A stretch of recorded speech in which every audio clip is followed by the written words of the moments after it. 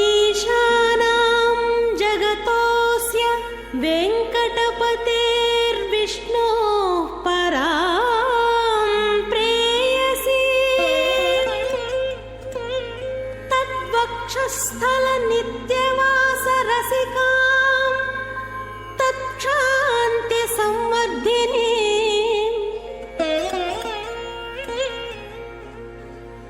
पद्मालङ्कृतपाणिपल्लवयुगां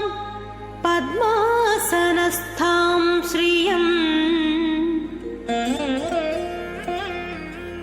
वात्सल्यादिगुणोज्ज्वलां भगवती वन्दे जगन्मातरम्।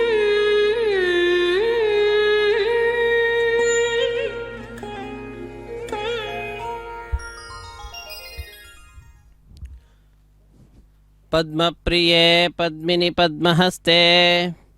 पद्मालये पद्मदलायताक्षी विश्वप्रिये विष्णुमनोनुकूले त्वत्पादपद्मं मयि सन्निधत्स्व। नमः ಪದ್ಮಾವತಿ ಅಮ್ಮನವರ ಕಲ್ಯಾಣ ಮಹೋತ್ಸವ ಕಾರ್ಯಕ್ರಮ ತಿರುಚಾನೂರು ಕ್ಷೇತ್ರ ಅತ್ಯಂತ ಪ್ರಸಿದ್ಧಿಯನ್ನು ಪಡೆದಿರುವಂತಹ ಕ್ಷೇತ್ರ. ಆ ಕ್ಷೇತ್ರದಲ್ಲಿ ತಾಯಿ ಪದ್ಮಾವತಿ ಅಮ್ಮನವರಿಗೂ ಶ್ರೀನಿವಾಸ ದೇವರಿಗೂ ಕೂಡ ಪ್ರತಿನಿತ್ಯ ಕಲ್ಯಾಣ ಮಹೋತ್ಸವ ಕಾರ್ಯಕ್ರಮ ಪಾಂಚರಾತ್ರ ಆಗಮುಕ್ತ ಪ್ರಕಾರವಾಗಿ ಆಚರಿಸಲ್ಪಡುತ್ತದೆ. ಅರ್ಚಕ ವರೇಣ್ಯರು ಬಂದ ಭಕ್ತರಿಂದ ಸಂಕಲ್ಪವನ್ನು ಮಾಡಿಸಿ ಬಹಳ ಭಕ್ತಿಯಿಂದ ಶ್ರದ್ಧೆಯಿಂದ ಕಲ್ಯಾಣ ಮಹೋತ್ಸವ ಕಾರ್ಯಕ್ರಮವನ್ನು ಶುದ್ಧಿ ಪುಣ್ಯಾಹವಾಚನದೊಂದಿಗೆ ಆರಂಭಿಸಿದ್ದಾರೆ. ಅದರಲ್ಲಿಯೂ ಕೂಡ ನಿರ್ವಿಘ್ನ ಪರಿಸಮಾಪ್ತಿಗಾಗಿ ವಿನಾಯಕನ ಪೂಜೆಯ ಪರ್ಯಾಯವಾಗಿ ವಿಶ್ವಕ್ಸೇನನ ಆರಾಧನೆಯನ್ನು ಮಾಡಿ ಸ್ಥಳ ಶುದ್ಧಿಗಾಗಿ, ವಾತಾವರಣ ಶುದ್ಧಿಗಾಗಿ, ದ್ರವ್ಯ ಶುದ್ಧಿಗಾಗಿ, ಆತ್ಮಶುದ್ಧಿಗಾಗಿ ನಡೆಸುವಂತಹ ಶುದ್ಧಿ ಪುಣ್ಯಾಹವಾಚನ ಕಾರ್ಯಕ್ರಮವನ್ನು ಆರಂಭಿಸಿರುವಂತಹದ್ದು. ಈ ಶುದ್ಧಿ ಪುಣ್ಯಾಹವಾಚನ ಕಾರ್ಯಕ್ರಮದ ನಂತರ ಸ್ವಾಮಿಯ ದಿವ್ಯವಾಗಿರ್ತಕ್ಕಂತಹ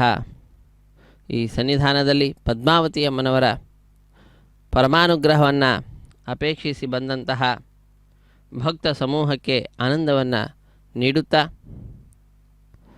ಶ್ರೀನಿವಾಸ ದೇವರ ಬಲಗೈಗೆ ಕಂಕಣ ಧಾರಣೆ, ಪದ್ಮಾವತಿ ಅಮ್ಮನವರ ಎಡಗೈಗೆ ಕಂಕಣ ಧಾರಣೆಯನ್ನು ಮಾಡಿಸ್ತಕ್ಕಂಥದ್ದು. ಶ್ರೀನಿವಾಸ ದೇವರಿಗೆ ಯಜ್ಞೋಪವೀತವನ್ನು ಸಮರ್ಪಣೆ ಮಾಡಿ ಕನ್ಯಾದಾನ ಕೈಂಕರ್ಯವನ್ನು ಆರಂಭಿಸುತ್ತಾರೆ. ವೇದ ಮಂತ್ರಗಳನ್ನು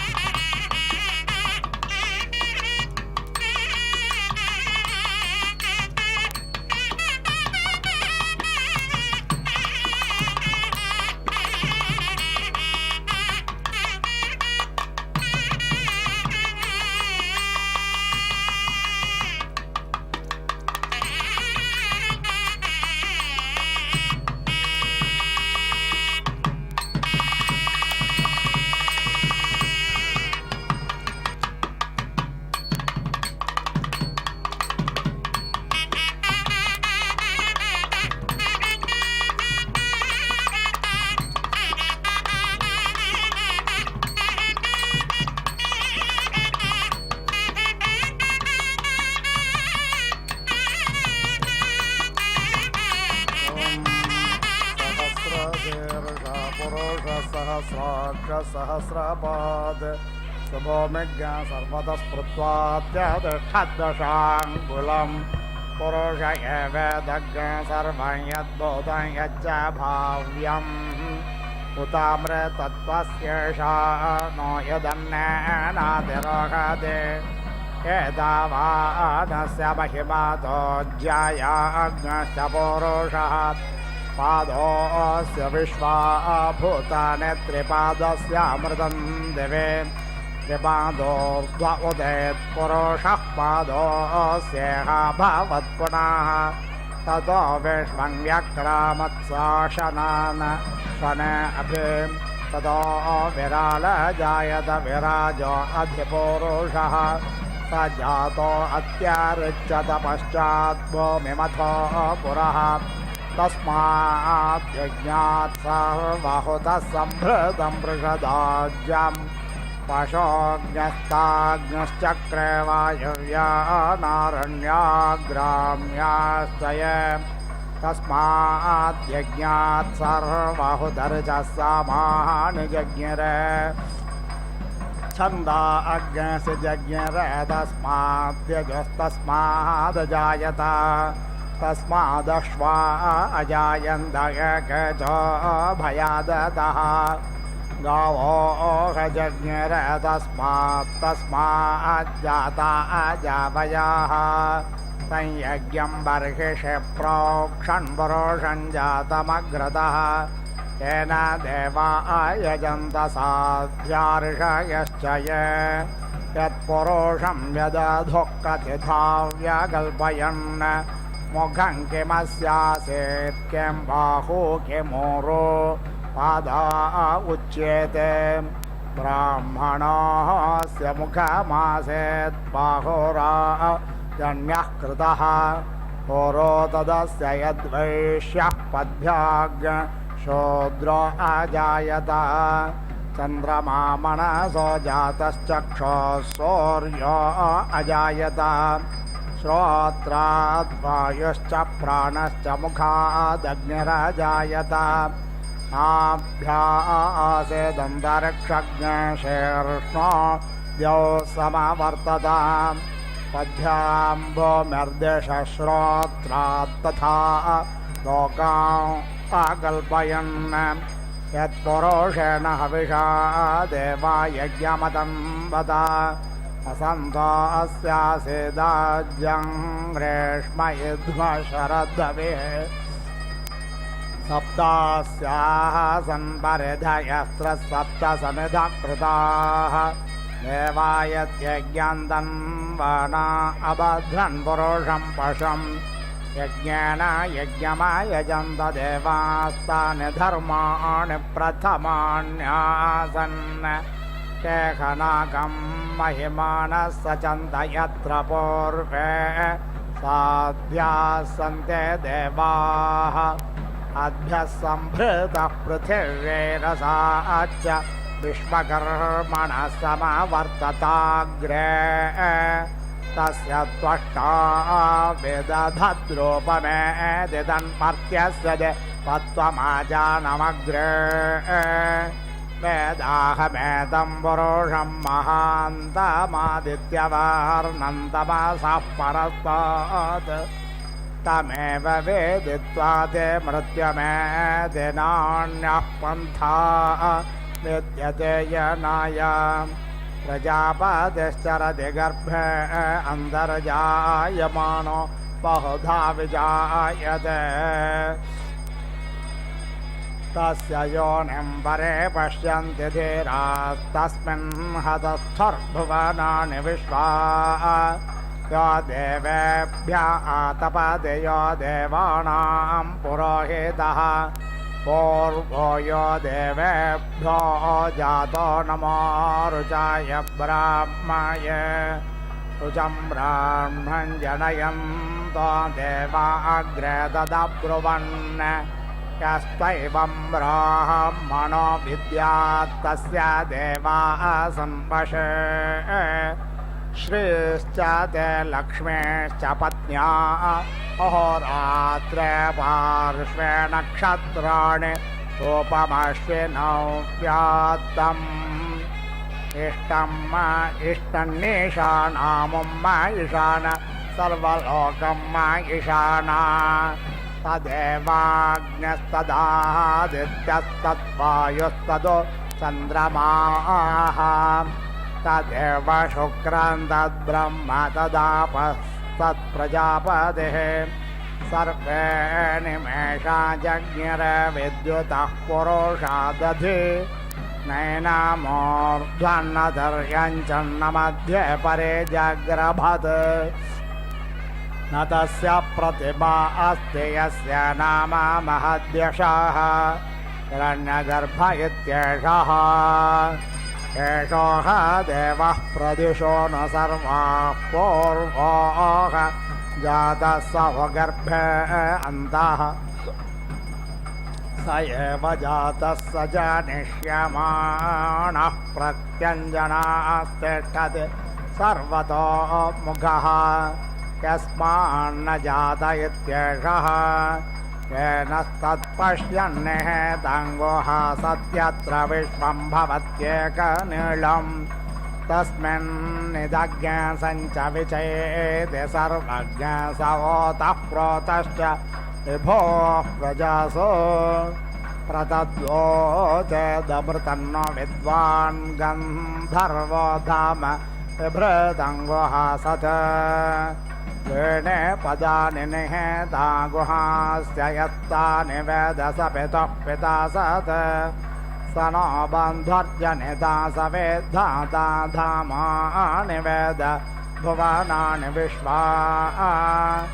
यत्र देवा अमृतमानशानास्तृतेय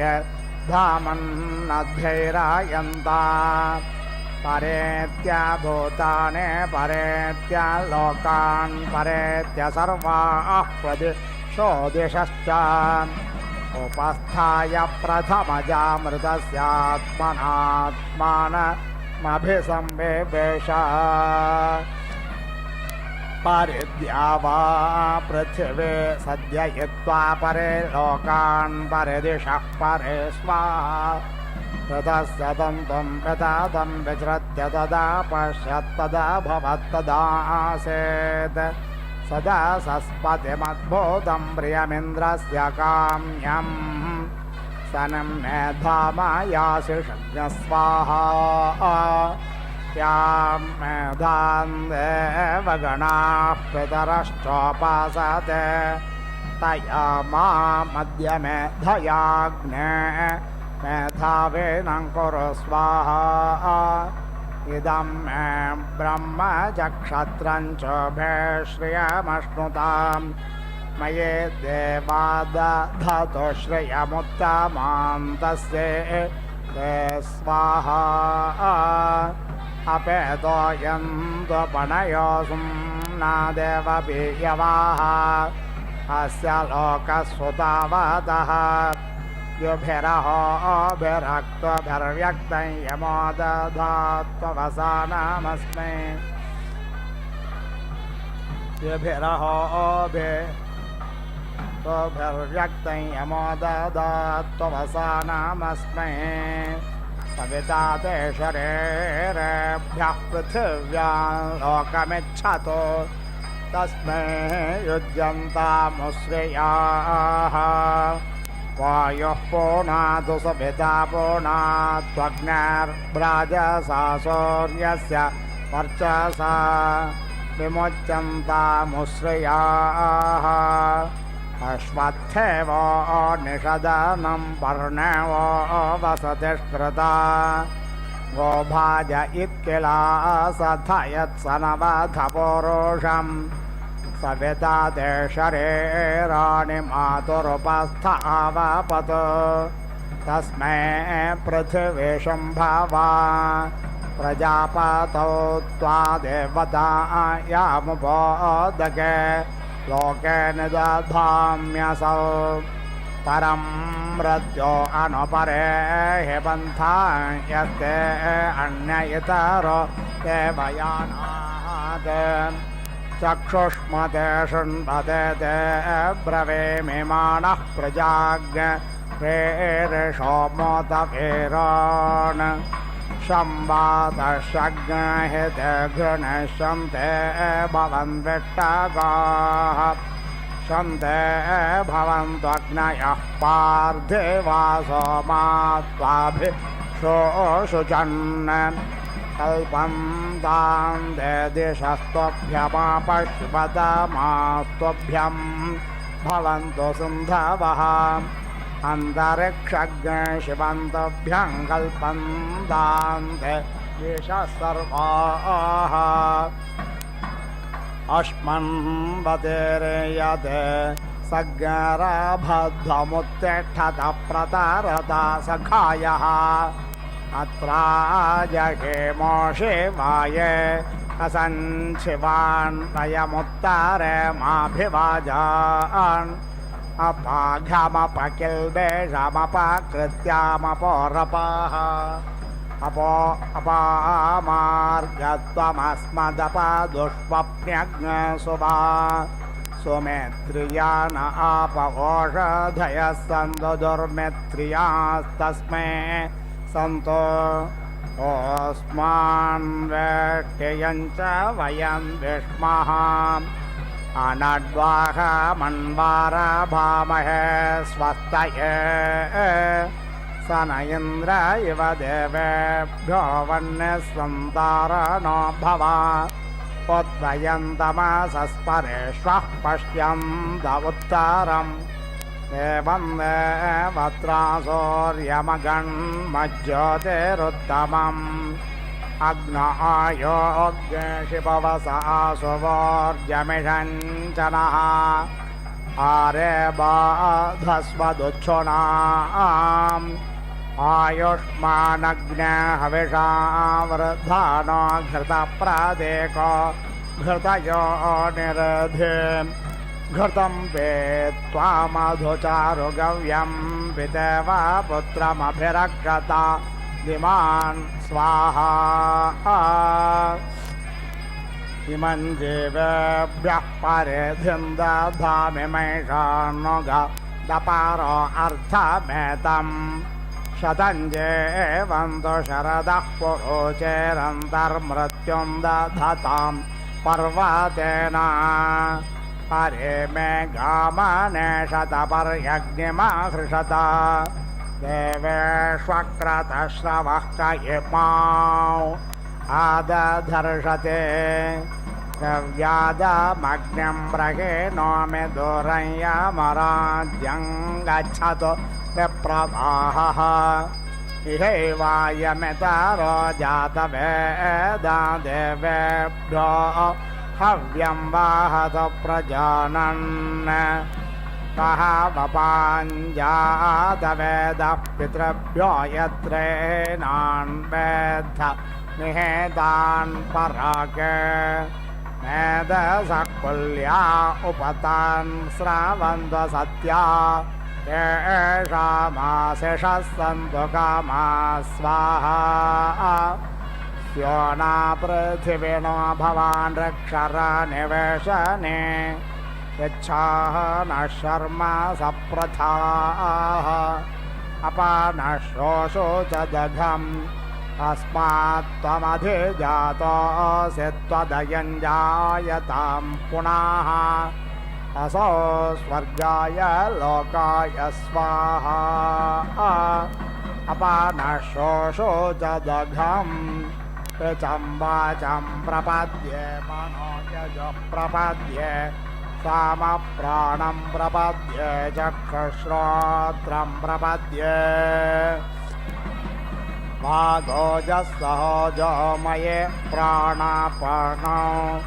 यन्मे छिद्रं चक्षुषो हृदयस्य मनसो वाते तृण्णां बृहस्पतिर्मे तद्दधातु शृण्वो भवतु भुवनस्य यस्पतेः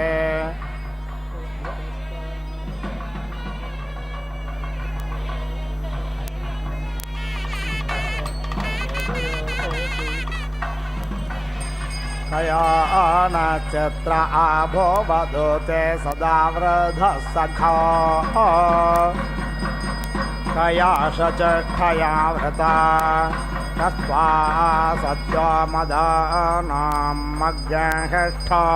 मत्सदन्धसः दृष्ट्वा चेदारुजे वसो अभीषुणः सखे नाम पिता च रुद्ॄणां शतं भावास्योतिभिः कया त्वन्नावोत्याभिप्रमन्दसे वृषन् कया स्तोत्रभ्यः भारा इन्द्रो विश्वस्य राजते षण्णो अस्त्वद्विपदे षञ्चतुष्पदे षण्णो मित्रशं वरुणः षण्णो भवत्वर्यमा षण्ण इन्द्रो बृहस्पतिः षण्णो विष्णुरुक्रमः षण्णो वातः पवताग्नशन्नस्तपतु सूर्यः षण्णः कणिक्रदद्देवः पर्जन्यो अभिवर्षतो अहानेशं भावन्तु न शग्रात्रे इन्द्राग्ने भवता मवोभिष्टन्न इन्द्रावरुणारातः या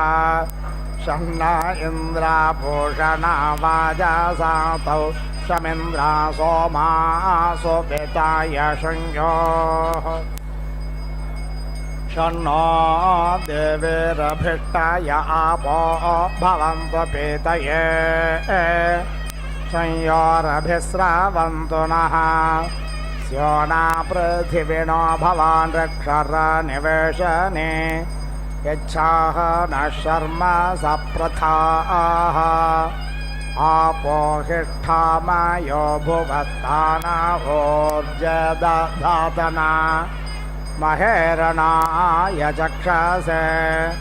यो वशिवतमोरसस्तस्य भाजयते खनाः उशतेरेव मातराः तस्मा अरङ्गमामवो यस्य क्षयाय जिन्वथा आपो जनयथा जनः यौ शान्तिरन्तरिक्षग्ने शान्तिः पृथिवी शान्तिरापशान्तिरोषधयः शान्तिः वनस्पतयः शान्तिः शान्तिरेव शान्तिः धृतदृग्ः मा मित्रस्य मा चक्षुषा सर्वाणि भूतानि समेक्षन्ताम् मित्रस्याहं चक्षुषा सर्वाणि भूतानि समेक्षे मित्रस्य चक्षुषा समेक्षामहे धृतदृग्ः मा योक्ते सन्दृशे जेव्यासंयोक्ते सन्दृशे जेव्यासं नमस्ते हरसे शोचिषे नमस्ते अस्त्वक्षिषे अन्याग्नस्ते अस्मत्ता बन्धुहेदयः पावको अस्मभ्यग् शिवो भव नमस्ते अस्तु विद्युते नमस्ते स्तनयत्नवे नमस्ते भगवन्नस्तु यतः स्वसमेहसे यतो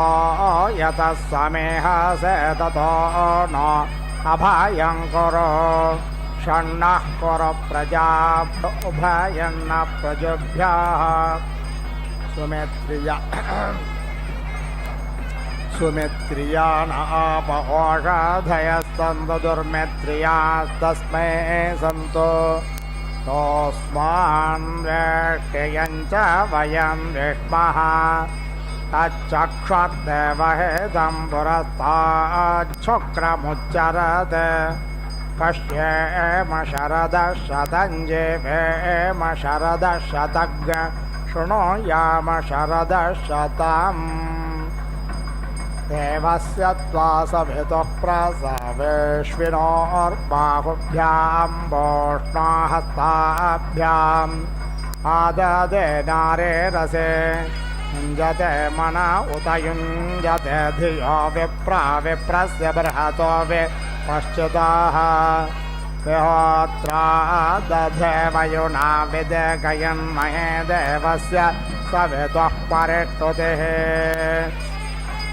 देवेद्या वा पृथिवे मखस्य वा मध्यशिरोराभ्यासं देवयजन पृथिव्याः मखाय त्वा मखस्य त्वा शीर्ष्णे देव्यो वम्रियो भूतस्य प्रथमज मखस्य वोद्यशिरोराभ्यासं देवयजन पृथिव्याः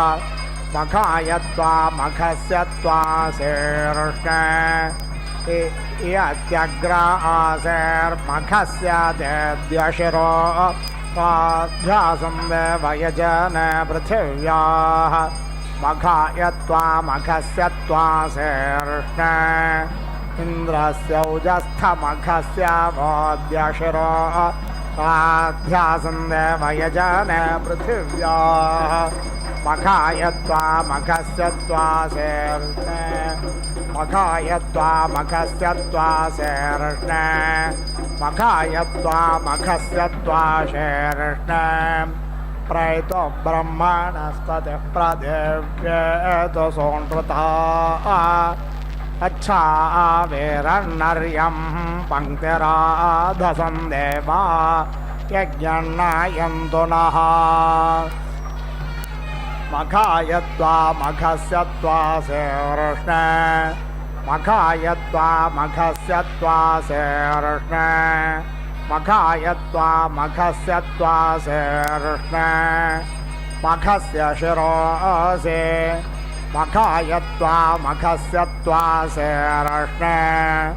मघस्य शिरोऽसे मघाय त्वा मघस्य त्वासेर्ष्णे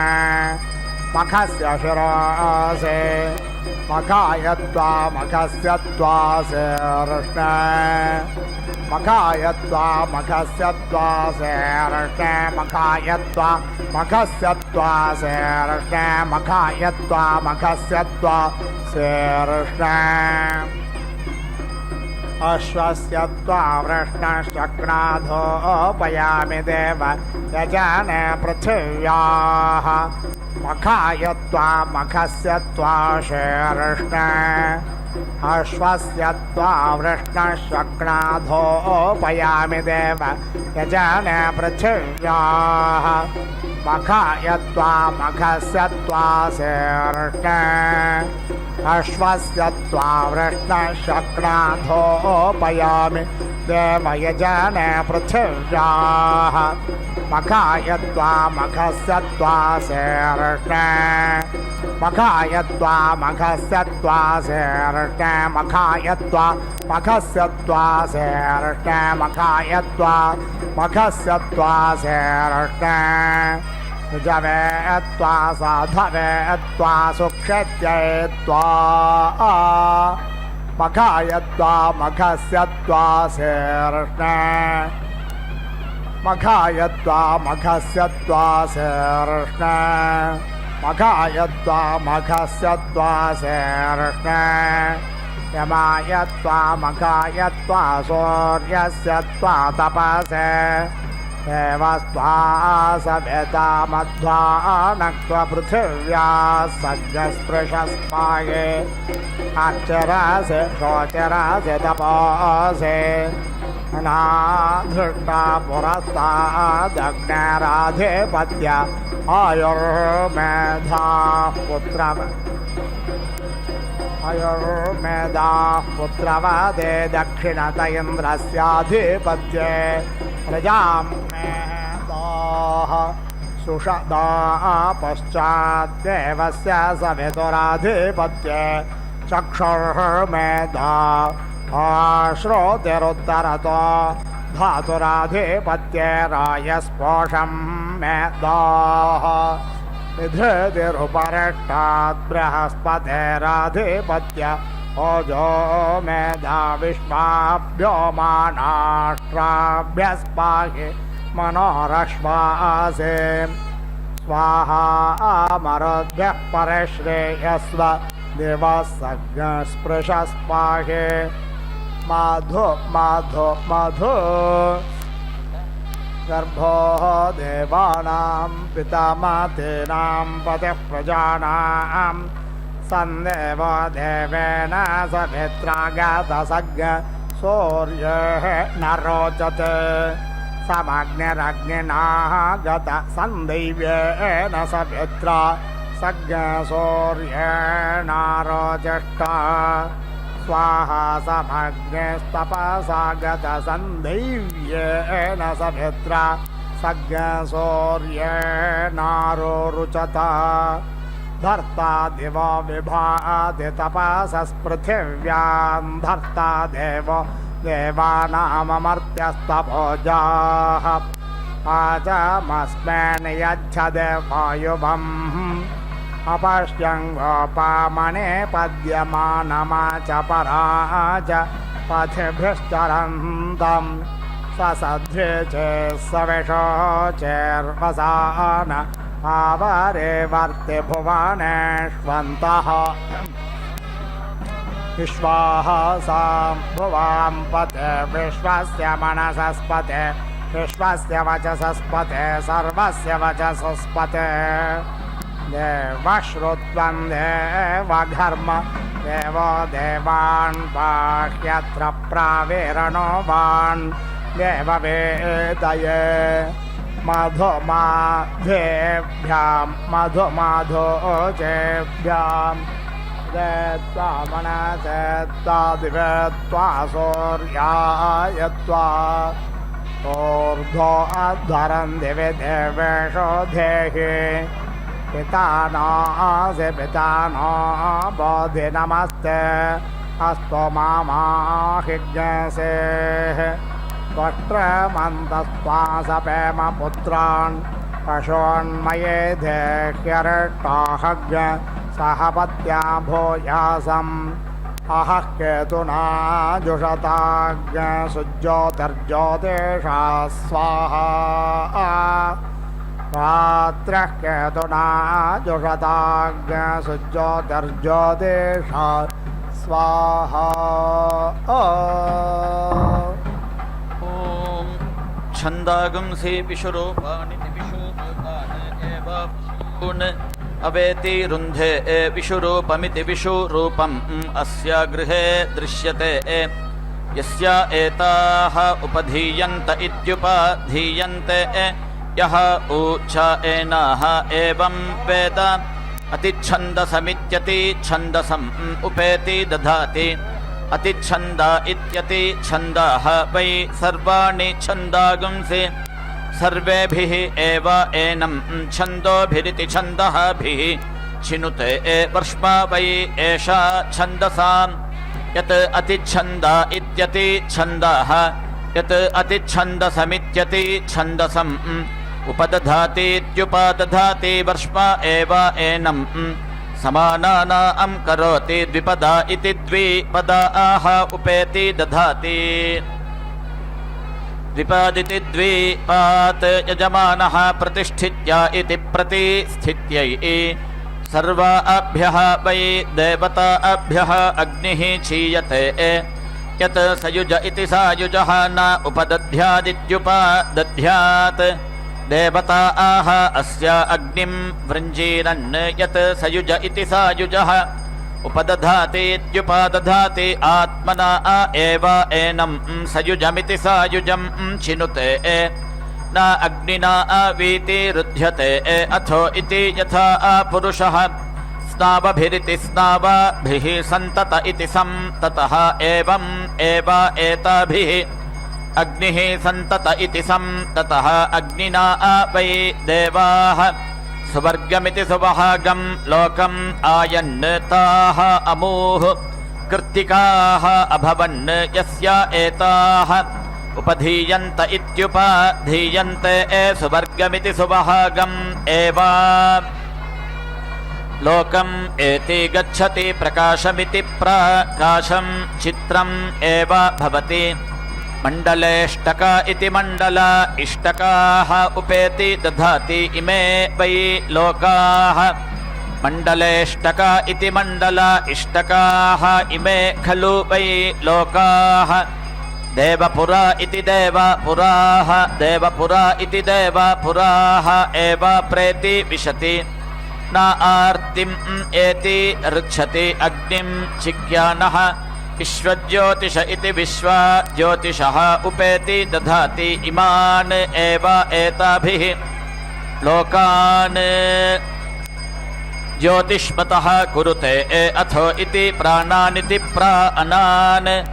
एव एताः यजमानस्य दाध्रति एताः वै देवताः सुवर्ग्या इति सुवहाग्याः ताः एव अन्वारभ्येत्यनु आरभ्य सुवर्गमिति सुवहागम् एव लोकम् एति ताः एव अन्वारभ्येत्यनु आरभ्य सुवर्गमिति सुवहागम् लोकम् एति वृष्टिसनीरिति वृष्टिसनीः उपेति दधाति वृष्टिम् एव अवेति रुन्धे यत् एकधेत्येकाधात् उपदध्यादित्युपदध्यात् एकं ऋतुं वर्षेत् अनुपरिहारमित्यनुपरिहारं साधयति तस्मात् सर्वान् ऋतून् वर्षति पुरोवातसनिरिति पुरोवातसनिः असि इति आह एतत् वै वृष्ट्यै रूपेण एव वृष्टिम् अवेति रुन्धे संज्ञानीभिरिति संज्ञानीभिः वै देवाः इमान् लोकान् समिति अयुः तत् संज्ञानीनामिति संज्ञानीनां संज्ञानित्वमिति संज्ञानीत्वं यत् संज्ञानीरिति संज्ञानीः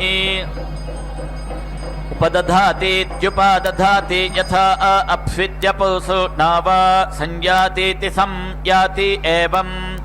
एव एताभिः यजमानः इमान् लोकान् समिति याति प्लवः वै एषः अग्नेः यत् संज्ञानीरिति संज्ञानीः यत् संज्ञानीरिति संज्ञानीः उपदधातीत्युपदधाति प्लवम् एव एतम् अग्नये उपेति दधाति उत यस्य एतासु उपहितास्वित्युपहितासु आपः अग्निं हरन्ति अहृतः एव अस्य अग्निः आदित्येष्टका इत्यादित्या इष्टकाः उपेति दधाति आदित्याः वै एतं भूत्यै प्रतीति नुदन्ते यः अलं भूत्यै सन् भूतिं न प्राप्नोतीति प्राप्नोति आदित्याः एव एनं भूतिं गमयन्ति असौ वै एतस्य आदित्यः रुचम् एति दत्ते यः अग्निं छित्त्वा न रोचते यत् आदित्येष्टका इत्यादित्या इष्टकाः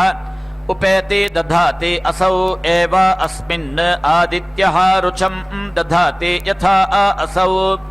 देवानां रोचते एवम् एव एषः मनुष्याणां रोचते घृतेष्टका इति घृता इष्टकाः उपेति दधाति एतत् वै अग्नेः प्रियं धाम यत् घृतं प्रियेण एव एनं धाम्ना समिति अर्धयति अथो इति तेजसा अनुपरिहारमित्यनुपरिहारं साधयति अपरिवर्गमित्यपरिवर्गम् एव अस्मिन् तेजः दधाति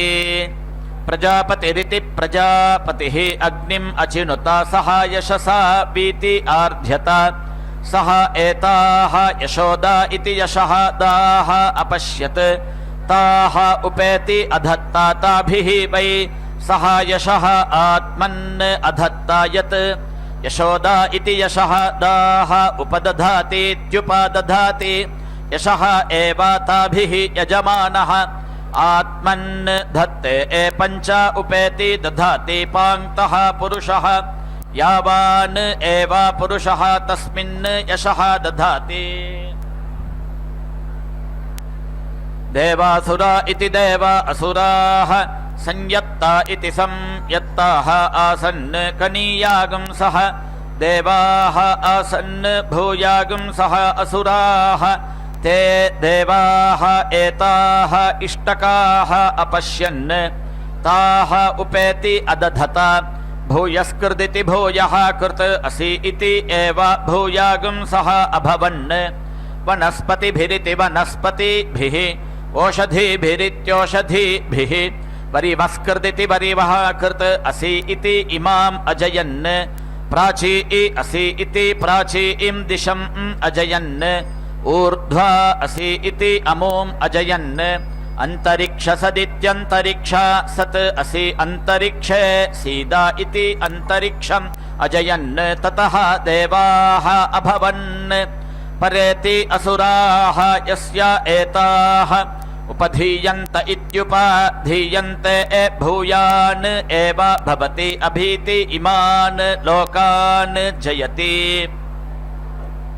भवति आत्मना अपरेति अस्य भ्रातृव्यः भवति अप्सुषदित्यप्सु सत् असि श्येन सदिति श्येन सत् असि इति आह एतत् वैः अग्नेः रूपं रूपेण एव अग्निम् अवेति रुन्धे पृथिव्याः त्वा द्रविणे साधयामि इति आह इमान् एव एताभिः लोकान् द्रविणावत इति द्रविणावतः कुरुते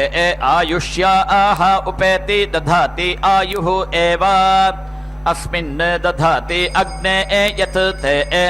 परं हृत् नाम इति आह एतत् वै अग्नेः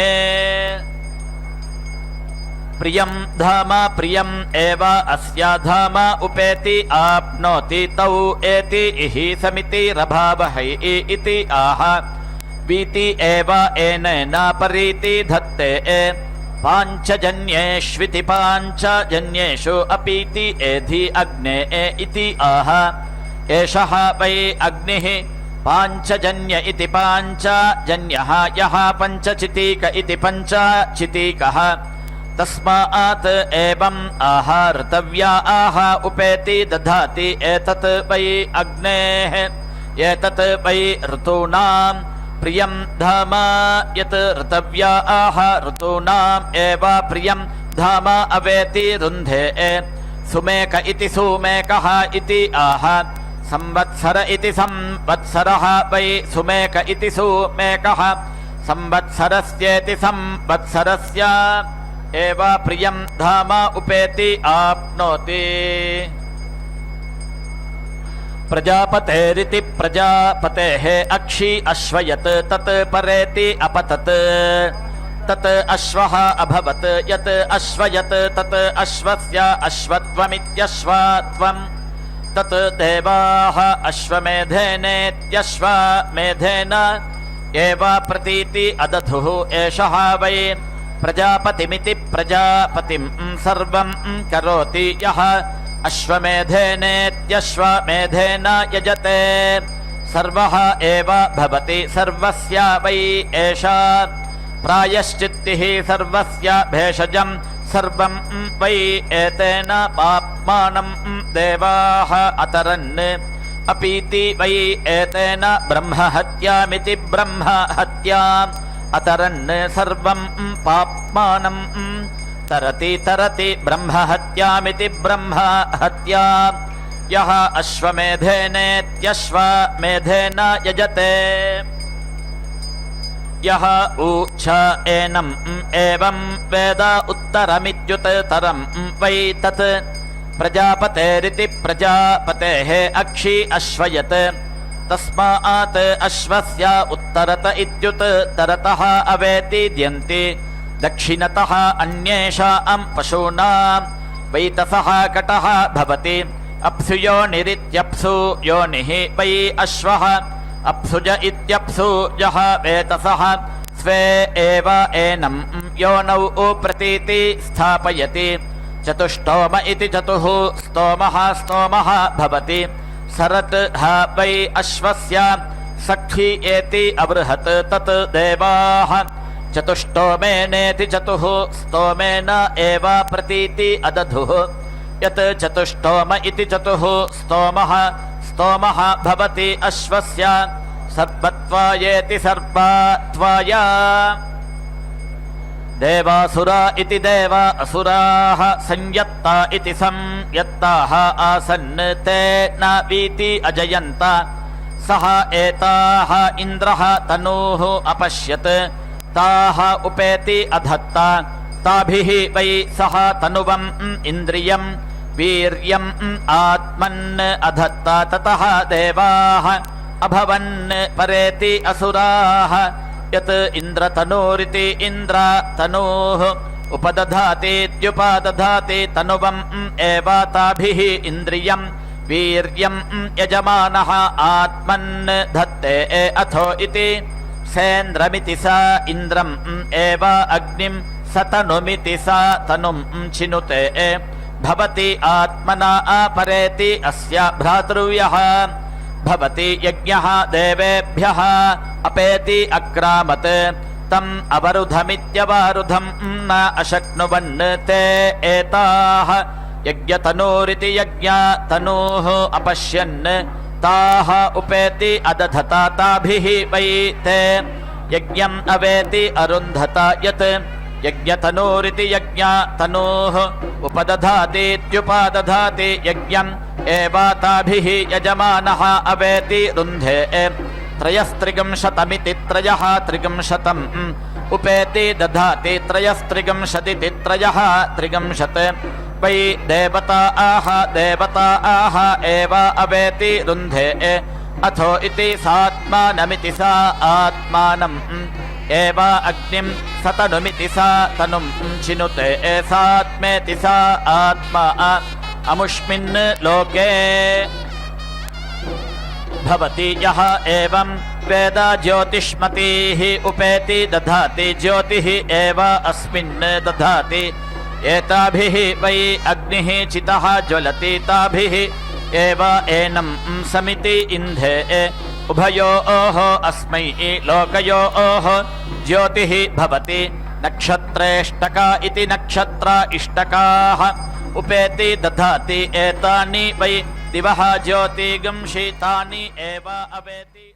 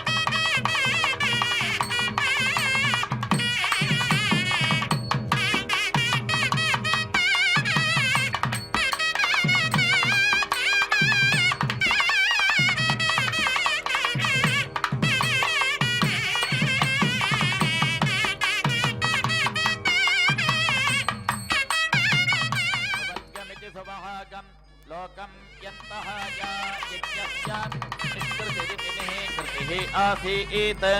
तां ऋषिभ्य इत्यऋषिभ्यः प्रतीति औहन् तत् हिरण्यम् अभवत् यत् हिरण्यशल्कैरिति हिरण्यशल्कैः प्रोक्षतीति प्रोक्षति यज्ञस्य निष्कृत्य इति निःकृत्यै अथो इति भेषजम् एव अस्मै करोति संज्ञानं विज्ञानं प्रज्ञानं जानदभिजानत् संकल्पमानं प्रकल्पमानमुपकल्पमानमुपक्लुप्तं क्लुप्तं श्रेयोपसीयायत् सम्भूतं भूतं चित्रः केतुप्रभानाभान् सम्भान् ज्योतिष्मागस्तेजस्वानातपज्ञस्तपन्नभितपन् रोचनो रोचमानः शोभनः शोभमानः कल्याणः ओम्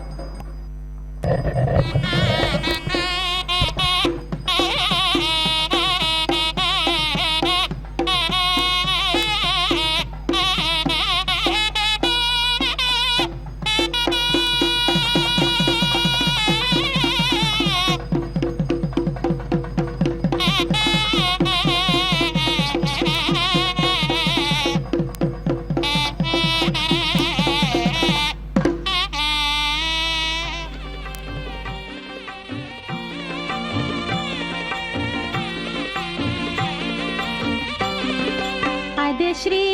వెంకటపతి అలమేలు మంగయును కదిసియున్నారు తమకమున పెండ్లికిని అదే శ్రీ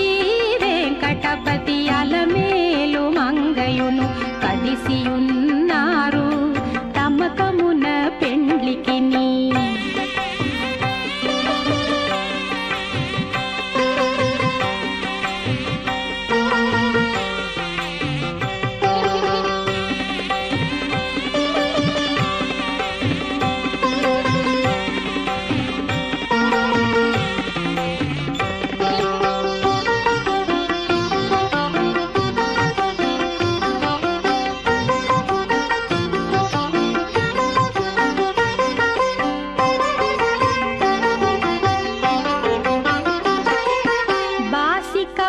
కట్టరో పై పై దంపతులకు శేషపాలందియరో చేతులకును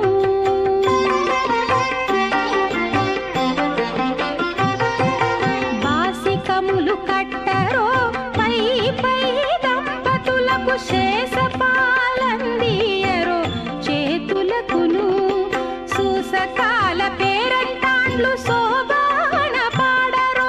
సూసకాల పేరంటాండ్లు శోభాన పాడరో